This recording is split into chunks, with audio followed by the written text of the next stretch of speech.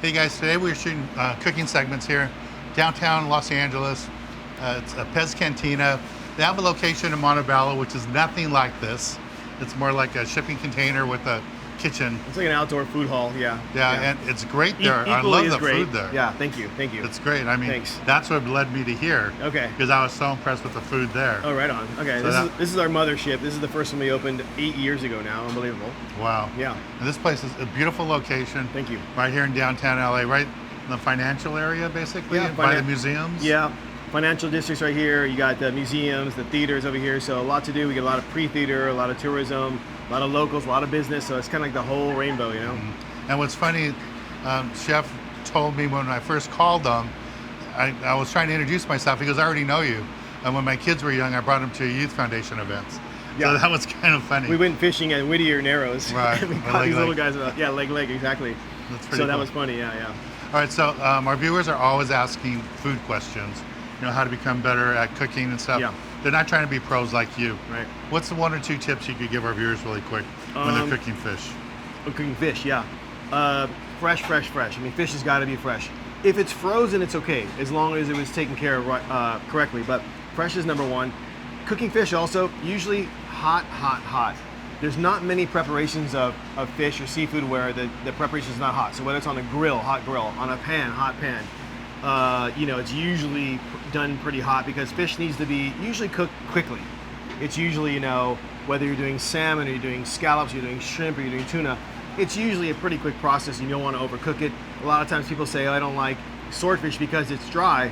Well, it's because you're not cooking it correctly. It's actually one of the best fish and juiciest fish you can make. So it just depends on what it is. But yeah, I'd say that's that, and just taking your time and really savoring the experience of cooking. Because a lot of people I love cooking even when I'm at home with my kids and my wife. But I really enjoy and savor the time cooking and just enjoy it with a glass of wine or whatever, hanging out. So That's cool. Yeah. Even as doing it for a living when you're at home. I guess that's like me fishing on my own. Yeah. But there's no camera. Oh yeah, I mean that's we're so lucky that way, right? That we get to really enjoy and love what we really do love doing as a career.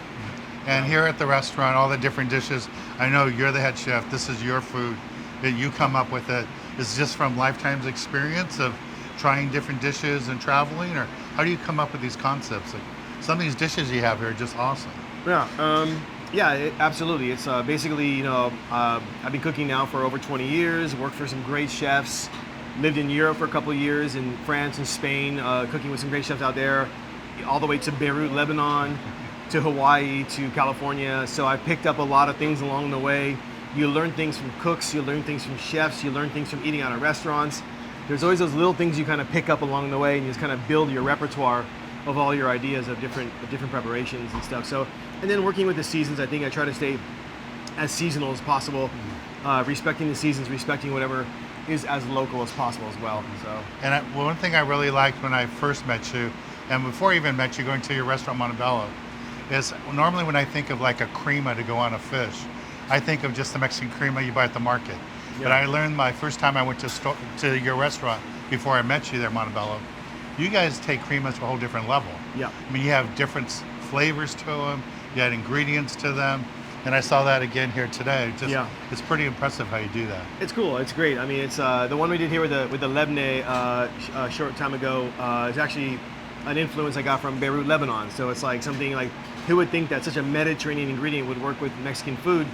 But it works so well. If you see what all the chefs are doing in Baja California, from TJ down to like Rosarito area and Ensenada, it really is a Mediterranean climate, and all that food, the olive oil and olives and lemons and herbs and grains and stuff works so well with this kind of food. So it's really just, I think after a while, just you kind of just feel it come and it just makes sense. I really appreciate it. Yeah, it's really neat and different. You, yeah.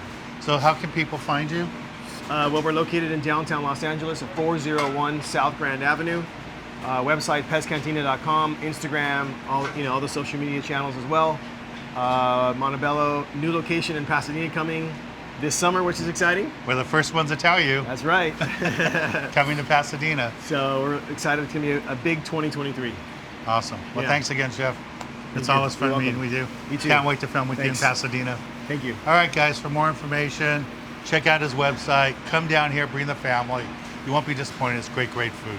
All right, talk to y'all later. Bye, everybody.